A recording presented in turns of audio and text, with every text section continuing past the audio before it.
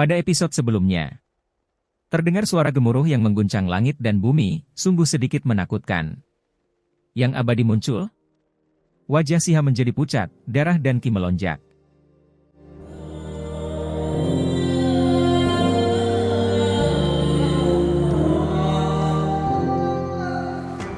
Seberapa kuatkah yang disebut abadi?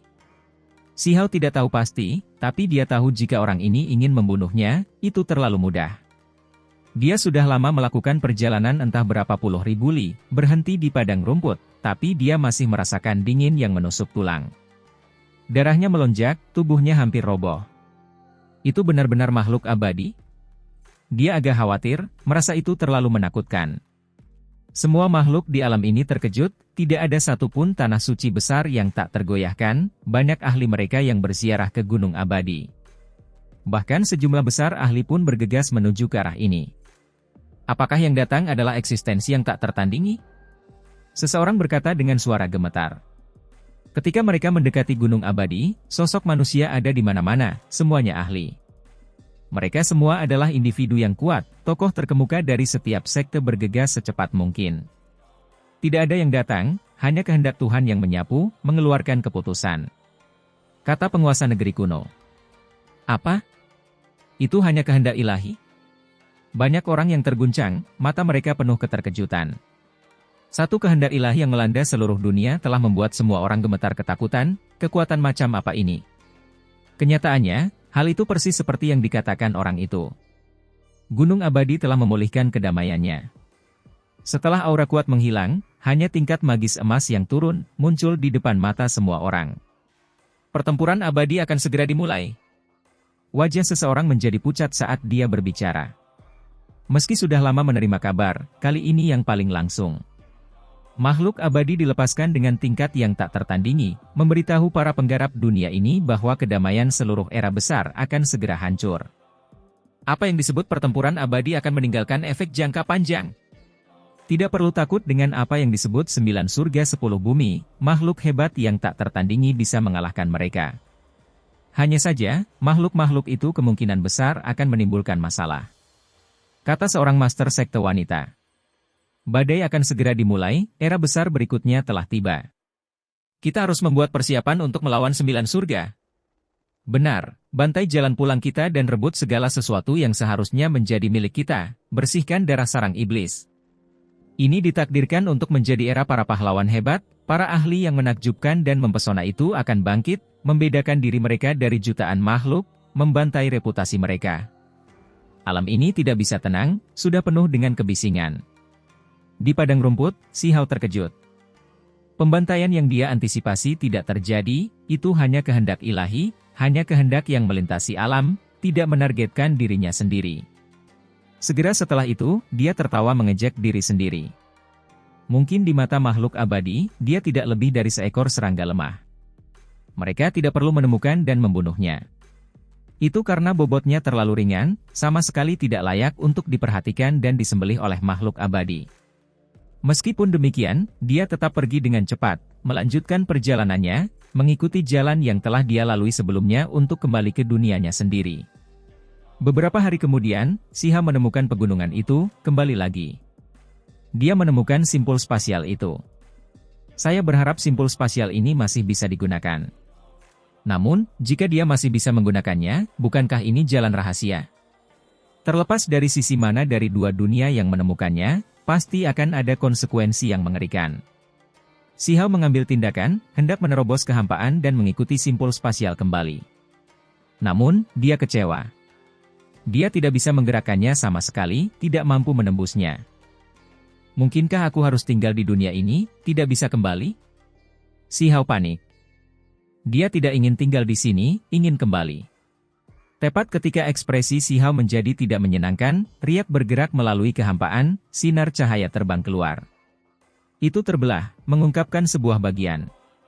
Dia bahkan tidak meluangkan waktu untuk berpikir lagi, segera bergegas masuk.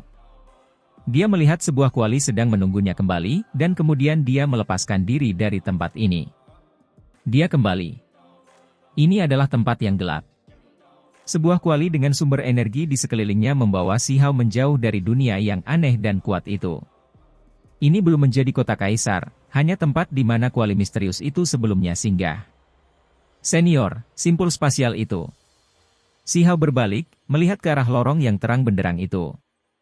Itu sudah tidak ada lagi, kata kuali itu.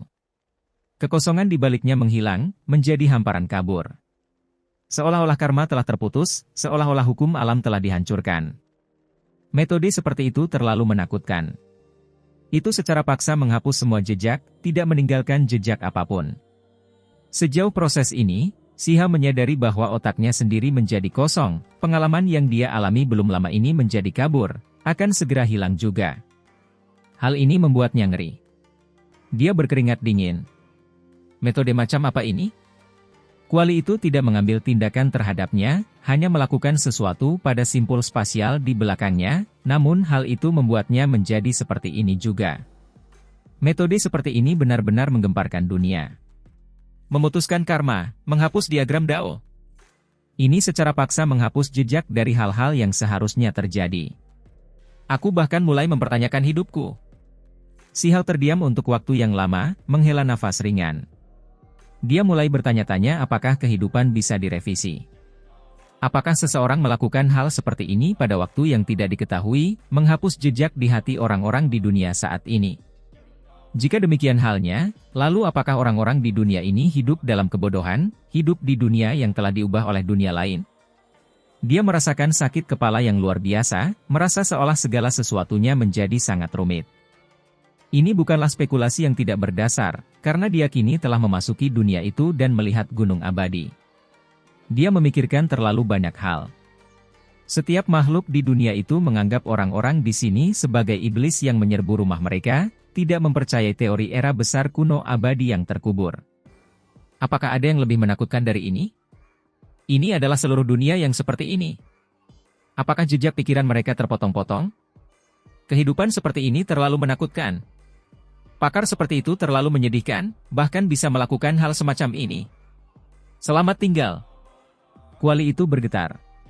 Kekosongan itu meledak, dan kemudian Si Hao dikirim keluar dari ruang ini, kembali ke dunia luar yang sebenarnya.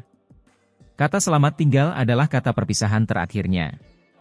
Si Hao merasa mungkin butuh waktu yang sangat lama sebelum mereka bertemu lagi. Mungkin akan memakan waktu selama 1000 tahun, 10.000, atau mungkin waktu yang hampir tak ada habisnya nanti. Selamat tinggal. Si Hao berkata dengan lembut, mengucapkan kata ini. Dia kembali, agak teralihkan, merasa seolah-olah semua yang dia alami tadi agak tidak nyata, membuatnya sedikit terkejut. Setelah mengatakan ini, dia tidak merasa begitu riang. Pikirannya terasa berat, merasakan tekanan yang semakin besar semakin dia mengerti. Dia tahu bahwa zaman yang hebat telah tiba, perubahan akan segera terjadi. Tidak ada yang bisa menghentikannya. Makhluk-makhluk abadi itu, seberapa kuat mereka, berapa banyak dari mereka yang ada di sana? Bagaimana mereka menolak? Mereka sebelumnya telah mengubur semua immortal ancient.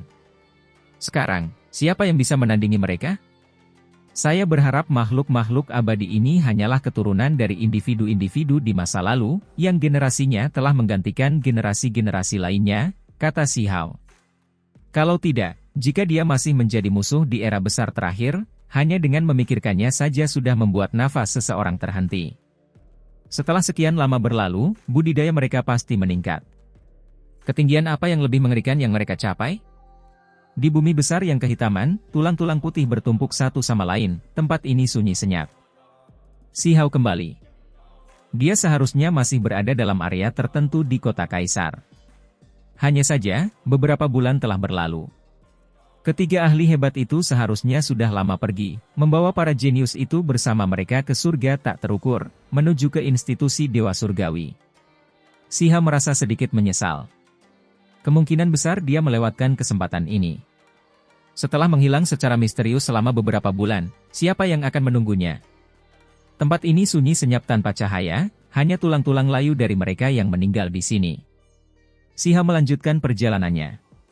Dia harus memikirkan cara untuk keluar, kalau tidak dia mungkin akan terjebak sampai mati di sini. Tiba-tiba, kehendak ilahi yang kuat menyapu seperti pedang tajam, hampir merobek tubuh seseorang. Itu membuat ekspresi Si Hao menjadi pucat, tubuhnya terbang keluar dengan suara hong. Dia menderita kekuatan yang luar biasa, seolah-olah sebuah gunung raksasa menabrak tubuhnya. Rasa sakit yang luar biasa pada dagingnya masih bisa ditoleransi, guncangan pada jiwanya merupakan hal yang paling sulit untuk ditanggungnya. Orang itu kejam, hampir mematahkan semangat primordialnya dan menyebabkan luka serius pada dirinya. Si Hao sudah berkultivasi ke alam pengorbanan suci, kekuatannya sebanding dengan dewa surgawi, sekarang juga dapat dianggap sebagai individu yang kuat. Namun di hadapan individu pada tingkat ini, dia masih jauh lebih rendah. Semakin dia mengerti, semakin dia merasa seolah-olah budidayanya masih jauh dari cukup. Kenyataannya, sekarang setelah dia mencapai ranah kultivasinya, itu hanya bisa dianggap sebagai awal perjalanannya.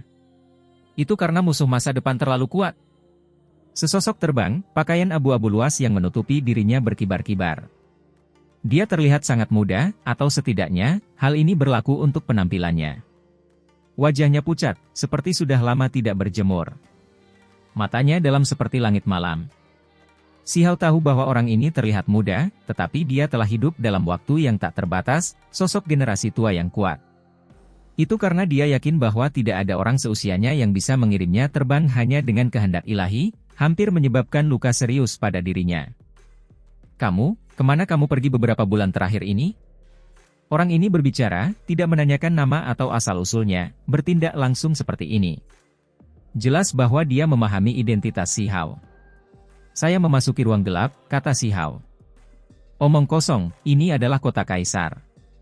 Meskipun ini bukan jantung kota, hanya tanah terpencil di luar kota, meskipun demikian, kamu tidak memiliki kekuatan untuk membuka ruang. Orang yang datang berkata dengan suara sedingin es, tidak seperti itu. Lalu di manakah perasaan seniorku? Si Hao bertanya. Dia merasakan sedikit gelombang kemarahan. Dia baru saja muncul, namun dia dikritik oleh orang lain, dan sekarang dia hampir terluka parah. Akibatnya orang tersebut terdiam. Jelas bahwa Si Hao memasuki ruang yang berbeda, kalau tidak, bagaimana dia bisa menghilang selama beberapa bulan? 3 ahli hebat sebelumnya telah mencari-cari, tetapi mereka menemukan bahwa dia sepertinya telah menghilang ke udara, tidak dapat menemukannya tidak peduli apa yang mereka lakukan. Kenapa kamu baru muncul sekarang? Pemuda berjubah abu-abu ini bertanya, matanya dingin seperti 2 kolam beku. Si Hao memahami bahwa pada akhirnya ini adalah kota Kaisar, salah satu tempat terpenting di dunia. Ia mempertahankan perbatasan desolate, sehingga tidak akan mentolerir siapapun yang hilang. Dia dengan tenang menjawab, saya tidak bisa melepaskan diri, hanya ketika ruang itu terbuka secara misterius, barulah saya bisa keluar. Apakah begitu? Aku tidak terlalu percaya padamu. Biarkan aku mencarimu roh primordial. Kata orang ini. Ekspresi Si Hao segera berubah. Bagaimana orang normal bisa melakukan hal seperti ini?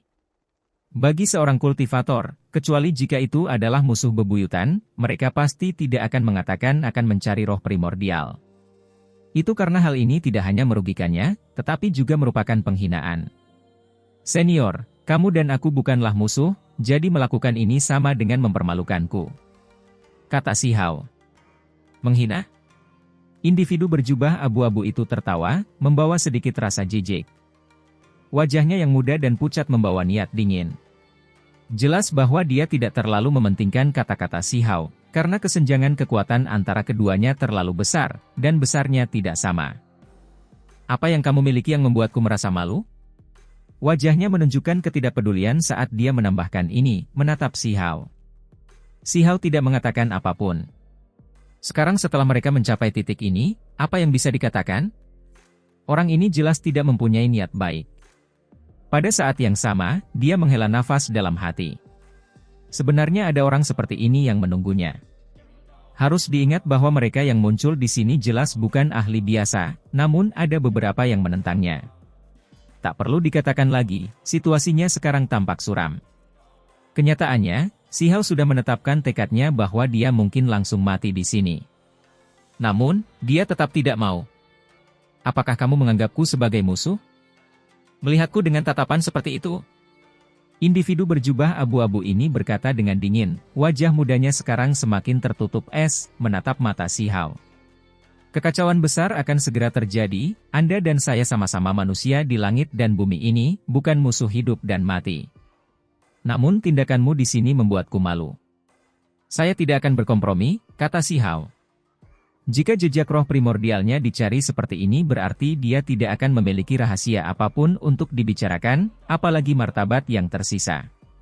Dari mana seorang ahli alam pengorbanan suci mendapatkan begitu banyak omong kosong untuk dikatakan? Bahkan jika Dewa Surgawi sejati muncul di hadapanku, mereka tetap harus mendengarkan dengan patuh. Jadi bagaimana jika aku mencari roh primordial kecilmu? Setelah berbicara, individu berjubah abu-abu berbicara, langsung mengulurkan jarinya untuk mengambil tindakan, menunjuk ke arah ruang di antara alis Si Hao. Pada saat ini, otot dan tulang Si Hao akan terbelah, indera ilahinya diambang kehancuran, tidak mampu menahannya. Yang bisa dia lakukan hanyalah melakukan segala yang dia bisa untuk melawan, bahkan jika dia harus mati secara mengenaskan sebagai akibatnya. Itu karena ini sudah keterlaluan, mustahil untuk dipikirkan. Jika musuh sejati memperlakukannya seperti ini, dia tidak akan berkata apa-apa. Namun, ini jelas seseorang yang berada di pihak yang sama. Tentu saja, dia sudah memandang ahli ini sebagai musuh. Bahkan jika dia mempunyai kegunaan penting dalam kekacauan besar yang akan datang, bahkan jika orang ini adalah salah satu penjaga kota kaisar, dia tetap tidak akan mengakuinya. Di matanya, di dalam hatinya, mulai saat ini, orang ini adalah musuh, bukan yang lain. Hong. Si Hao menahan rasa sakit yang luar biasa, melakukan segala yang dia bisa untuk melawan. Armor pertempuran yang berhubungan dengan Kaisar Petir muncul, dan diagram 10.000 roh dipegang di tangannya, menahan tekanan yang tak terbatas, tidak ingin jiwanya dicari. Selain itu, tangan Si Hao yang lain menghasilkan skala naga penentang. Meski sulit, dia tetap menyerang orang ini. Tanpa diduga, kali ini, bukan diagram 10.000 roh atau skala naga penentang yang dihidupkan kembali, melainkan baju besi yang berhubungan dengan Kaisar Petir. Ia mengeluarkan suara kengkiang, cahaya ilahi memancar tanpa henti. Pada saat ini, armornya bergetar, seolah sisik ikan bergerak, mengeluarkan cahaya menyilaukan dan suara seng-seng. Awalnya tertutup terburu-buru, tapi sekarang, berkilau dan cemerlang, berubah dari redup menjadi gemerlap, mengalami perubahan yang menakjubkan. Tentu saja, armornya sudah compang-camping, permukaannya penuh lubang. Hal ini tidak mungkin untuk ditutup-tutupi.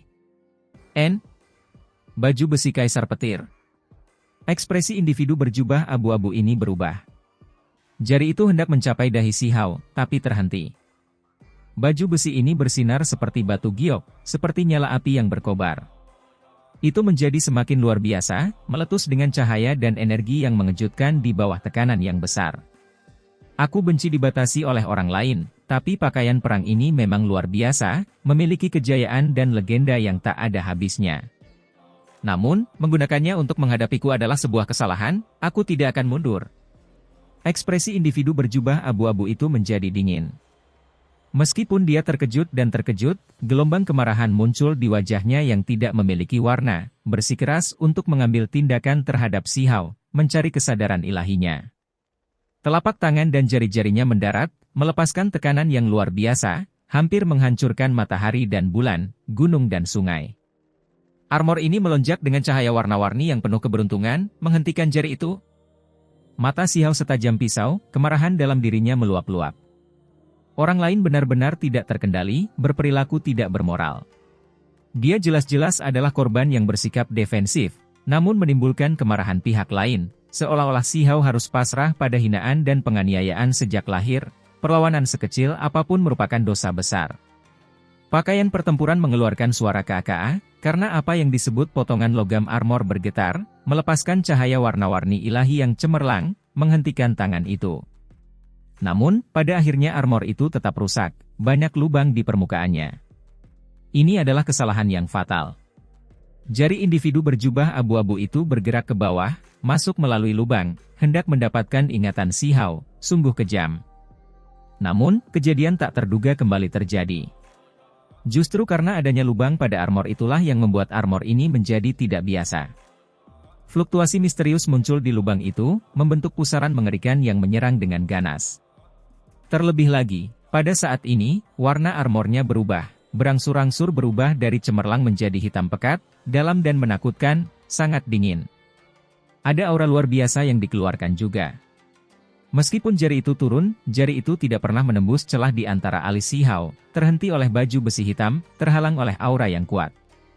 Fluktuasi yang kuat menyebar keluar, menyapu ke segala arah dari tempat ini. Seolah-olah bintang-bintang menabrak laut, ombak melonjak dengan marah, mencapai 9 langit di atas dan bumi ke-10 di bawah. Pakaian tempur Kaisar Petir berubah menjadi hitam sekali, dipaksa sampai sejauh ini. Di kejauhan, seseorang berbicara, suaranya jelas membawa kemarahan, bahkan lebih merupakan jenis ketidakberdayaan, dan juga jenis niat membunuh. Hong! Seseorang tiba, sebuah tinju menghantam keluar, kecepatannya terlalu cepat. Tak ada sosok yang terlihat, seolah dikuasai waktu, tiba-tiba pembantaian dari dulu hingga kini, muncul di sini. Peng! Akhirnya, individu berjubah abu-abu yang mengambil tindakan terhadap Si Hao merasa ragu-ragu. Dia mundur untuk menahan tinju yang tiba-tiba datang. Percikan terbang di antara keduanya, simbol-simbol mengalir ke langit. Jika bukan karena baju besi tempur Kaisar Petir, dia pasti sudah hancur berkeping-keping oleh gelombang kejut dan berubah menjadi bubuk. Meskipun demikian, dia bisa merasakan pakaian perang yang mengamuk, serta gelombang kejut pertempuran yang merusak. Itu terlalu menakutkan. Boom! Dua tinju bentrok. Seolah-olah matahari meledak, cahayanya segera menutupi dunia yang gelap ini, menjadikannya lebih terang dari siang hari. Di tanah, semua jenis tulang kering terbang ke udara sebelum meledak, berubah menjadi bubuk seputih salju, beterbangan seperti pasir, berkibar seperti salju. Pada saat yang sama, pola formasi muncul di tanah garis demi garis, membatasi bumi yang besar, menekan kekosongan, membuat segala sesuatunya tertutup, mencegahnya agar tidak runtuh. Orang yang datang mengayunkan lengan bajunya, membantu Si Hao menetralisir situasi berbahaya, takut dia akan hancur berantakan oleh gelombang pertempuran. Dia memiliki armor tempur Kaisar Petir yang telah dihidupkan kembali, kamu tidak perlu khawatir tentang apapun untuk saat ini, dia tidak akan mati.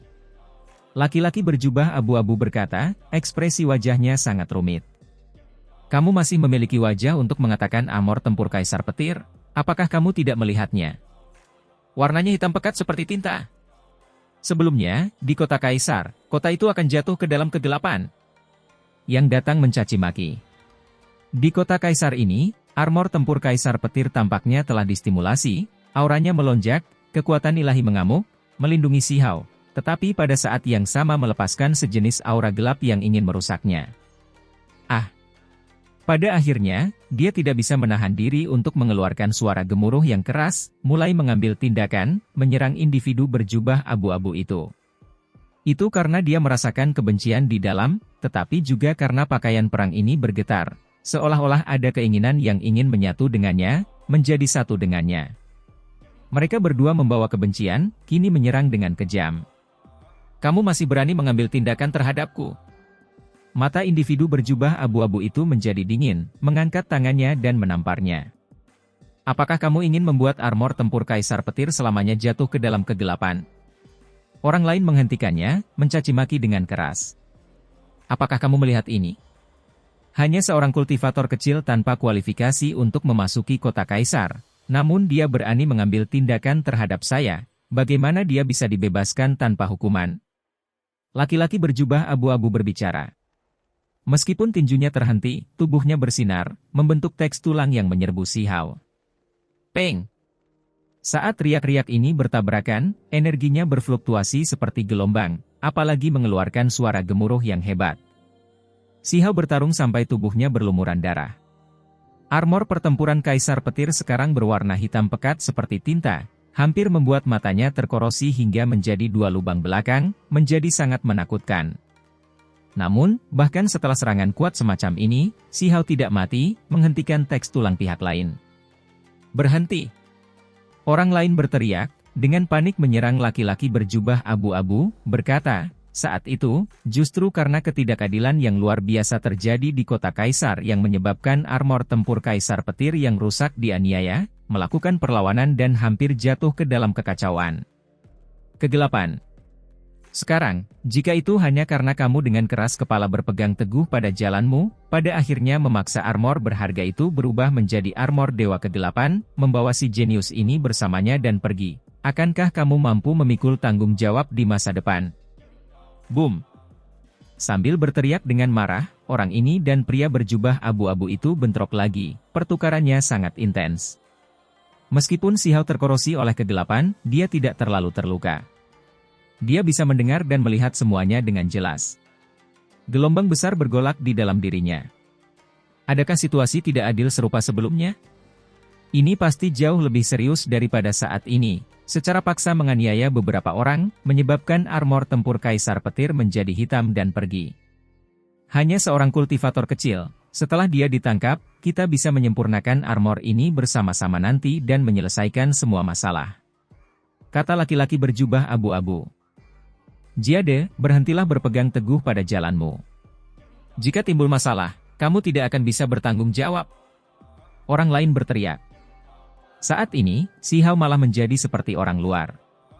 Dia tidak mengatakan apa-apa, berdiri tidak terlalu jauh dan menyaksikan mereka berkelahi. Mengapa saya tidak sanggup menanggung beban itu? Bukankah itu hanya seorang kultivator alam pengorbanan suci? Dia dianggap sebagai apa? Aku tidak akan mengakuinya bahkan jika dia adalah Kaisar Agung. Kata Jade laki-laki berjubah abu-abu. Jade, ada sesuatu yang salah dengan hati Daomu, sebenarnya membiarkan beberapa masalah luar dan hal-hal lain membuatmu melupakan dirimu sendiri, kamu menunjukkan tanda-tanda jatuh ke dalam kebejatan. Orang lain berteriak. Jade laki-laki berjubah abu-abu tertawa dingin ketika mendengar ini, gerakannya menjadi lebih cepat. Jade, kamu datang dari surga yang tak terukur. Hanya karena Anda melihat beberapa generasi muda ditekan oleh pemuda ini, Anda merasa tidak puas. Sekarang berurusan dengannya. Orang itu terus berteriak. Apa yang kamu ucapkan secara acak? Aku hanya melakukan tugasku. Lagi pula, dia menghilang selama beberapa bulan, jadi aku tidak punya pilihan selain mencarinya. Laki-laki berjubah abu-abu berkata dengan dingin. Boom! Getaran besar menyebar. Mereka terus-menerus berbenturan, teks tulang terjalin, cahaya ilahi melonjak. Tempat ini menjadi sangat cemerlang, tidak meredup sepanjang waktu. Untuk kalian berdua menyerang seperti ini, apakah kalian tidak punya rasa malu? Melawan orang-orang di pihak kita sendiri bahkan sebelum musuh datang? Tepat pada saat ini, seseorang mengeluarkan teriakan pendek dari kejauhan. Jelas sekali bahwa status orang yang berteriak itu sangat tinggi, tidak biasa, pada akhirnya membuat laki-laki berjubah abu-abu itu merasakan rasa takut yang tertahan. Pertarungan mereka melambat, lalu berhenti. Kembali ke kota. Orang itu mengeluarkan teriakan sedingin es, suaranya agak tua, tapi masih sangat bermartabat. Jade tidak mengatakan apa-apa, lalu menatap Si Hao sebelum berbalik menuju pusat kota Kaisar, menghilang dalam sekejap mata. Pergi. Orang lain menepuk bahu Si Hao, membawanya. Tempat ini sangat luas, entah berapa puluh ribu li. Jika yang ada di sini adalah ahli biasa, itu akan seperti bepergian melintasi kosmos, sulit mencapai batasnya. Kenyataannya, ini tidak jauh berbeda dengan melintasi kosmos. Sepanjang jalan, dia melihat sisa-sisa bintang satu demi satu, pecah berkeping-keping, muncul di tanah. Mereka tiba, mendekati kota besar itu. Ini adalah pusat kota, sekaligus kawasan inti kota Kaisar yang sebenarnya. Kota ini sangat besar, mirip dengan kota luar, semuanya terbuat dari bintang-bintang. Ada juga matahari dan bulan di langit, dengan banyak bintang besar berputar-putar, melayang di luar kota. Luas dan tak terbatas, kota nomor 1 di dunia. Setidaknya, itu adalah kota terbesar yang pernah dilihat Si Hao sejauh ini. Itu menjulang tinggi ke langit. Namun, saat ini dia sedang tidak berminat untuk mengapresiasi keindahan seperti ini. Setelah difokuskan oleh Jade itu, ada nyala api yang menyala di dalam dirinya, sejenis kemarahan, bahkan lebih merupakan sejenis kesedihan. Pihak lain murni menindas orang lain melalui kekuatan, mempermalukannya tanpa alasan. Baju besi Kaisar Petir yang dia kenakan masih bersinar, tapi semuanya berupa cahaya hitam, seluruhnya seperti tinta. Bahkan hati Si Hao sepertinya telah terinfeksi, merasakan dinginnya es. Kali ini, memasuki kota masih menghabiskan banyak tenaga. Tidak mungkin untuk masuk sendirian. Jade dan orang di sisi Si Hao mengaktifkan sepotong tulang pada saat yang sama, dan seseorang di kota juga mengaktifkan sepotong tulang. Mereka bergabung bersama, membentuk tahap formasi yang menerima mereka di dalam. Kota besar itu sangat luas, aura terpencil menyebar keluar. Baru sekarang Si Hao menyadari bahwa dia telah memasuki tempat terpenting di kota Kaisar. Ini bukanlah bagian luar kota, melainkan tempat yang hanya bisa dimasuki oleh mereka yang telah menandatangani kontrak aliansi kuno. Orang-orang di dalam benar-benar membiarkan dia masuk. Kenyataannya, dunia luar selalu bertanya-tanya berapa banyak ahli yang tersisa di dalam kota, apakah keberadaan kuno itu masih hidup. Itu karena tidak ada satupun dari mereka yang mengerti mengapa tempat ini sangat sunyi, dunia luar tidak dapat merasakan apapun. Namun hari ini, Si Hao benar-benar beruntung bisa masuk ke dalam, masuk seperti ini. Kota ini benar-benar terlalu besar. Meskipun dia masuk, Si Hao masih merasa seperti semut yang memasuki istana Kaisar Langit, tidak dapat melihat kemegahan kota sepenuhnya. Hanya ketika dia membuka mata langitnya dia bisa mengintip ke sudut tempat ini. Dalam kehampaan, aliran bintang membentang melintasi langit satu demi satu, semuanya mengalir ke kota. Ada juga bintang kaisar yang bergerak, menyebarkan cahaya warna-warni yang menakutkan. Meskipun demikian, masih sulit untuk menerangi seluruh kota, banyak area yang tertutup kegelapan, dengan area bayangan yang luas. Tempat ini masih sepi. Si Hao mencari-cari di kegelapan, berharap bisa melihat para ahli di kota kaisar, seperti apa sebenarnya mereka. Bagaimana dengan yang terakhir dari 6 surgawi agung? Dia seharusnya datang ke sini. Di mana dia sekarang? Bagaimana dengan Ye Qingxian? Di mana dia? Wanita ini meninggalkan kesan yang terlalu besar pada Si Hao. Hanya saja, tempat ini luar biasa sepi, seolah-olah kota hantu, tidak ada jejak kehidupan yang bisa dirasakan. Si Hao mengikuti mereka ke depan, merasa sangat terkejut. Ada bintang-bintang besar di bumi. Ini bukanlah bintang yang dimurnikan sebelumnya, melainkan bintang yang benar-benar membentang beberapa ribu li, puluhan ribu li. Mereka ditebang dari luar angkasa, menghancurkan kawah dalam di tanah satu demi satu. Namun, tidak ada pihak yang hancur, karena terdapat pola formasi di sini. Bintang-bintang besar tidak pecah, tanah tidak runtuh. Si Hao tercengang. Saat dia berjalan melintasi bumi besar dengan bintang-bintang besar menutupi permukaannya seperti ini, dia merasakan sejenis kegelapan, juga sejenis keprimitifan, dan aura agung yang tak berbentuk. Segera setelah itu, Si Hao melihat beberapa bangunan. Mereka semua melayang di udara, ditemani bintang-bintang yang terfragmentasi dan sungai-sungai bintang yang hancur. Bangunan-bangunan itu sangat besar, jelas merupakan bangunan yang sudah ada sejak dahulu kala, dan tidak ada seorang pun yang tinggal di dalamnya. Berapa banyak orang yang tersisa di kota? Ini adalah pertanyaan Si Hao. Dia akhirnya masuk, tiba di tempat yang paling penting. Namun, dia tidak melihat ahli yang tak tertandingi seperti yang dia bayangkan. Hanya ada 1 atau 2 orang di sisinya, salah satunya adalah seseorang yang sebelumnya pernah bertindak melawannya. Di mana yang lainnya? Mereka datang. Tiba-tiba seseorang berbicara dari samping. Di wilayah yang gelap ini, di atas sebuah batu besar duduklah seorang sesepuh. Ketika seseorang melihat ke kejauhan, ada yang lain, ada yang duduk di atas bintang-bintang besar, ada yang duduk di atas batu kapur, semuanya seolah-olah telah memudar, tidak mengeluarkan suara sedikit pun. Pakaian dan perhiasan pribadi orang-orang ini kuno, dan rasnya berbeda-beda. Mereka tidak berbicara satu sama lain, jarak antara mereka cukup jauh, masing-masing menempati wilayahnya masing-masing. Ada lapisan debu tebal di beberapa tubuh mereka, tidak diketahui sudah berapa puluh ribu tahun sejak mereka pindah. Mereka telah menjadi satu dengan lantai dan batu. Bahkan ada raksasa yang tertutup debu. Di atas kepalanya terdapat sarang burung ganas yang menjadi tempat peristirahatan burung ganas. Saat menonton adegan ini, Si Hao merasa seolah-olah dia telah membuka lukisan kuno, mengungkapkan jejak waktu yang terkandung di dalamnya. Ada aura sejarah besar yang mengalir keluar. Armor Kaisar Petir telah kembali lagi, tapi sekarang lebih dekat ke kegelapan. Penatua yang pertama kali dilihatnya membuka matanya, berbicara seperti ini. Suaranya sangat aneh, sejenis bahasa kuno. Kenyataannya, Si Hao tidak dapat memahaminya, tetapi kehendak sucinya juga memancarkan suara, itulah sebabnya dia dapat memahami artinya. Ini bukanlah seorang kultivator dari provinsi 3000 Dao, tetapi dari tempat yang berbeda. Pada saat ini, Si Hao memahami bahwa kota kaisar ini terlalu penting. Tanah kuno lainnya di 9 surga 10 bumi semuanya mengirimkan orang untuk menjaga tempat ini. Jiade, kultivasimu bermasalah. Di tingkatan kultivasi Anda, seseorang tidak boleh membiarkan hal-hal eksternal menggerakkan hati Anda.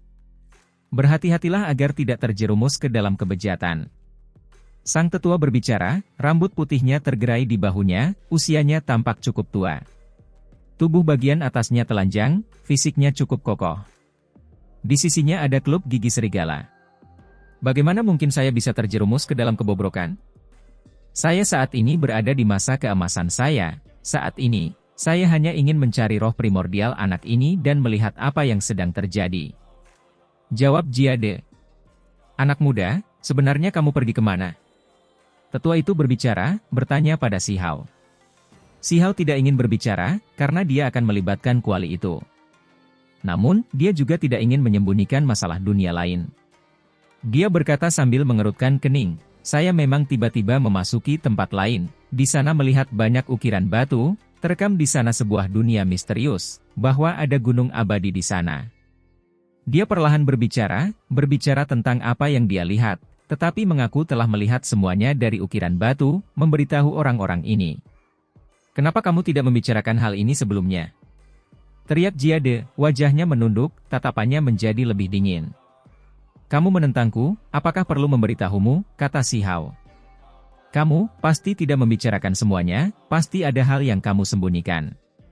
Tunggu saja, saya akan mencari tahu apa sebenarnya yang Anda alami.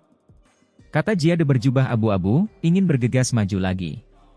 Dia mengulurkan telapak tangan dan jarinya, melepaskan aura menakutkan. Di depan wajah banyak orang, di depan mata beberapa ahli yang tak tertandingi, kamu masih bertingkah seperti ini, mempermalukanku? Si Hao berteriak. Hanya seorang ahli pengorbanan suci sepertimu yang bahkan berani berbicara tentang dipermalukan? Mencari lautan kesadaranmu dan mempelajari segala hal adalah demi persiapan perang besar.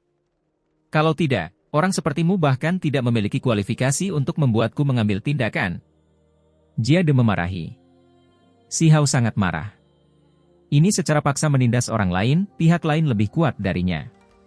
Bahkan perkataannya begitu mendominasi, tidak menyembunyikan permusuhan. Jia-de, kamu telah melewati batas, apakah kamu mencoba membuat armor tempur Kaisar Petir benar-benar jatuh ke dalam kegelapan? Apakah kamu akan membuat si jenius ini memihak musuh? Orang tua itu berbicara. Pakaian pertempuran Kaisar Petir, tidak apa-apa jika kita menyempurnakannya bersama-sama. Seorang kultivator alam pengorbanan suci yang remeh tidak pantas mendapatkan rasa hormat saya. Jadi bagaimana jika saya mengikatnya dan mencari lautan kesadarannya? Jia-de berbicara. Pada saat ini, di atas beberapa batu raksasa, bintang-bintang besar yang tergeletak di tanah dalam keadaan berantakan, beberapa pembudidaya membuka mata mereka. Mereka seperti naga barbar prasejarah yang membuat hati bergetar. Tidak terkendali, kamu telah jatuh ke dalam kebejatan. Tetua itu berdiri.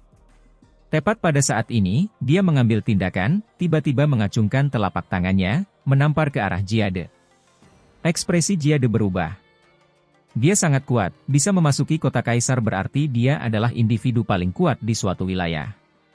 Dia dengan cepat menghindar, menggeser posisinya. Namun, dengan suara pak, dia tetap dipukul, tidak lolos dari serangan ini. Telapak tangan tetua itu menampar wajahnya, suaranya nyaring dan tajam, sangat kuat, bahkan seseorang sekuat Jia-de pun tidak bisa melarikan diri. Seluruh tubuhnya terbang keluar sambil mengeluarkan banyak darah. Tidak ada yang mengira tetua ini begitu berterus terang, langsung menutupi mulut pihak lain, mengirim individu yang sangat kuat terbang, kekuatannya berat. Pikiran Si Hao melonjak. Kekuatan macam apa ini, hingga mengirim individu kuat terbang seperti ini? Namun, emosinya sangat bebas dari kekhawatiran, memiliki perasaan benci. Kamu, Jia-de sangat marah. Dia menstabilkan sosoknya di kehampaan, menatap dengan marah. Seseorang sekuat dia, sudah berapa tahun sejak dia mengalami hal seperti ini, sebenarnya ditampar dengan telapak tangan seperti ini sudah bisa dianggap sebagai jenis penghinaan. Hanya seorang kultivator remeh, apakah pantas kamu mengambil tindakan seperti ini? Dia sangat marah, mengaum di sini, membuat lebih banyak orang membuka mata mereka. Bahkan kamu bisa merasakan kemarahan kan? Baru saja, ketika Anda menindas seorang kultivator kecil, ini juga yang dia rasakan. Kata orang yang lebih tua. Bagaimana dia bisa dibandingkan denganku? Jia-de meraung dengan marah. Lalu bagaimana kamu bisa dibandingkan denganku? Penatua itu mengangkat tangannya, mengirimkan serangan lain ke wajahnya dengan suara pak, mengirimnya terbang keluar, menabrak bintang dengan suara hong. Pemahamanmu berubah menjadi jahat akhir-akhir ini, masalah besar muncul dalam kondisi mentalmu. Apakah kamu masih tidak mau bangun? Kalau tidak, ada bahaya jatuh. Teriak orang tua itu. Omong kosong, ini bukan masalah pikiran, aku tidak terluka. Menjelajahi roh primordial seorang kultivator kecil, saya pasti tidak salah. Dia meraung marah karena keengganan. Kamu harus memahami bahwa pencapaiannya di masa depan tidak akan lebih rendah dari pencapaianmu, sementara tindakanmu mungkin diarahkan pada garis darah abadi. Setelah berbicara kali ini, tetua itu tidak mengacungkan telapak tangannya, melainkan langsung mengangkat tongkat gigi serigala. Meskipun Jade mengambil tindakan, dengan panik mencoba melawan, itu sama sekali tidak berguna, tidak mampu menghentikan senjata tetua itu. Gada gigi serigala itu hancur, menghamburkan teknik berharganya, menghapus teks tulangnya. Seolah-olah gunung abadi prasejarah runtuh, menekan musuh ke segala arah. Peng! Gada besar taring serigala menghantam tubuh Jade, membuatnya mengeluarkan tangisan yang menyedihkan. Separuh tubuhnya hancur berkeping-keping, segera terbang dalam jarak yang tak berujung sebelum mendarat di tanah, darah di mana-mana. Seorang ahli kuat seperti ini bahkan tidak bisa menerima satu serangan pun dari tetua ini, hampir terbunuh oleh satu serangan. Si Hao tercengang. Rangkaian peristiwa ini terjadi dengan sangat tiba-tiba, terlalu cepat, bahkan membuatnya terkejut. Kita harus ingat bahwa Jade ini adalah seorang ahli yang sangat kuat. Dia membela tempat ini, identitasnya tidak biasa. Jika dia kembali ke dunia luar, dia pasti bisa meremehkan sosok besar di bawah langit. Namun di sini, dia secara tak terduga ditekan, sulit untuk dia tolak. Kamu harus mengasingkan diri dan memikirkan semuanya dengan cermat. Orang tua itu berbicara. Dia menunjuk keluar, mengelilingi Jia di dalam bola cahaya, mengirimnya ke dalam kegelapan yang jauh. Si Hao membungkuk, mengungkapkan rasa terima kasihnya. Penatua itu menghela nafas, memanggil beberapa orang untuk membantu Si Hao membersihkan baju besinya, membawa penyempurnaan. Jelas sekali bahwa baju besi ini memiliki sejarah, karena banyak orang membawa emosi yang besar ketika melihatnya. Semuanya merasa menyesal dan sedih. Ada seorang jenius tak tertandingi yang pergi sambil mengenakan baju besi ini. Dia tidak pernah kembali, kemungkinan besar selamanya akan jatuh ke dalam kegelapan, sang tetua menghela nafas. Baiklah, kamu akan dikirim ke surga yang tak terukur, aku berharap kesuksesanmu, sehingga ketika kamu datang ke kota kaisar di masa depan, kamu akan mampu menekan semua musuh.